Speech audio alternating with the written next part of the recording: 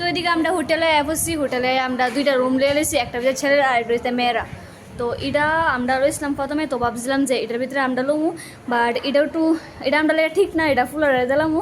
তো আমরা যে রুম রয়েতে যাবো এটা ওখানে দেখাম তোমরা। তো দাদা ভাই এদিকে চলতে চলতে অনেকটা টায়ার্ড হয়েছে গা।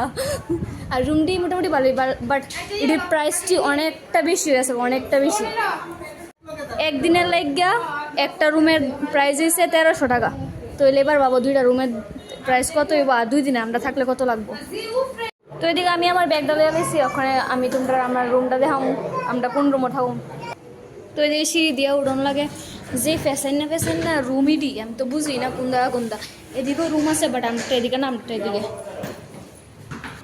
তো 3 তলার উপরে অবশ্যই বসছি, তখন তোমরা আমরা রুমটা দেখাই। এদিকে গিয়া এই রুমটা এসে আমরা, তো আমরা মেয়েরা লেখা ঠিক আছে রুমটা।